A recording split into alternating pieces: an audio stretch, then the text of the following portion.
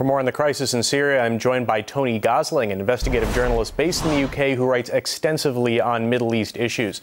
So the Arab League has also decided to halt all diplomatic cooperation with Syria's government, putting it effectively into further isolation. What do you think could be the consequences of such unanimity in the Arab world against the Assad regime? Well, I don't think that those regimes really represent the individuals in those specific countries. I mean, the Arab League now has become almost simply a tool of the West, because most of the most powerful countries in there are very much under the Western petrodollar influence, and they don't represent their people either. They're monarchies, almost all of them. They also have horrendous human rights records, so I don't think that the Arab League really represents the Arab people in any way nowadays. Let's not forget also in December and January, we had an Arab League sponsored investigation into Syria, looking at exactly what was going on. The only trouble is that hasn't surfaced, that report, except on the internet, because it was leaked. The reason for that is that it didn't come up with what the Western Arab leaders and the Western press wanted to hear, which was, first of all, that there are all sorts of third forces within Syria who are killing people. These are armed gangs, armed groups running around and causing a lot of these civilian deaths, rather than, as we keep hearing, the Syrian forces. The other thing is media lies. Very simple. The Arab League went round Syria and they were finding that the attacks we were being told about here in the West on our TV night after night simply hadn't happened, many of them. And so what we're seeing is a really quite a horrendous situation in Syria. Certainly it looks to me as if NATO are trying to just simply replay the script that they wrote for the Libyan uprising, but I don't think that that's going to happen. And also let me say that I don't think there will be a sort of peaceful intervention by the UN in any way at the moment, because those Free Syrian Army rebels, and indeed Al-Qaeda, has very strong links to the West. It was the West that originally created Al-Qaeda in Afghanistan, and also we've got a very strange element going on, and that is that many of the fighters within Syria believe that they're part of some sort of prophetic force from the Quran that will move things forward for a sort of unified state, a caliphate in that part of the world, and they're looking for an Islamic leader that's not Assad. So many of these fighters within Syria are actually playing into the hands of NATO. NATO's been really ruthless in manipulating their beliefs in order to get them to fight the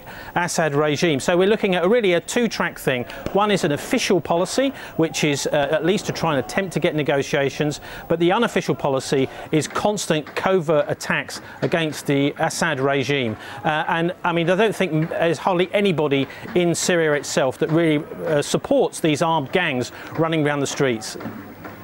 Now, the Pentagon says it's weighing up a theoretical military action in Syria. What do you make of that?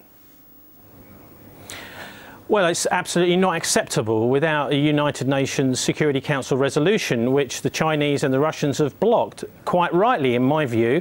The last thing we need is a massive intervention in that part of the world. Assad has made it absolutely crystal clear, if there is an intervention in Syria, he will then attack Israel. This is just exactly what Saddam Hussein did back during the First Gulf War, back in the early 1990s. And you'll see that if that does happen, this will massively up the game, and there will be a horrendous, possibly even nuclear exchange in the Middle East, which could be the first shots of a third world war. So I think if the West does intervene in that way, it is absolutely inexcusable, totally inexcusable, and it shows that they have absolutely no regard for the international rule of law. All right, how can the stance of the Arab League against the Syrian regime, do you think, affect the potential negotiation process in Syria that Russia and China are pushing for? Well, I think the Arab League needs to make it absolutely clear, first of all, that the West and NATO should stop supporting these rebels. Let's not forget that the head of the so-called Free Syrian Army is actually a Libyan man who spent much of his time living in Ireland. He's very close to the Western security services, and I think the Arab League needs to make sure that there's a severing of the link between NATO and the Western security services and the so-called Free Syrian Army. The other thing is we need absolute guarantees that there aren't covert operations going on by Western special forces now around and within Syria. So I think the Arab League needs to get tough with the West in order to bring peace, and also to tell these Free Syrian Army people that there must be a negotiated peace, a negotiated settlement. That is actually the only way to save the Syrian people and to save that part of the world at the moment, it seems. And the West, it seems, unfortunately, is hell-bent on more conflict in Syria and replaying the horrendous situation that's now in Libya. Let's not forget, in Libya we've now got roughly 10,000 political prisoners. If there was an election tomorrow, the Libyan people would almost certainly vote for Saif Gaddafi. But of course he's in jail and he's not even allowed to stand. Anybody that supports Gaddafi now in Libya is being rounded up, tortured and imprisoned. So, I mean, that is not the sort of situation we want to see in Syria at all. And I think we need to be really focused now on Libya, even though it's fallen off the news agenda, as to what's happened there. We don't want that happening in Syria. All right, investigative journalist Tony Gosling, thanks for your time.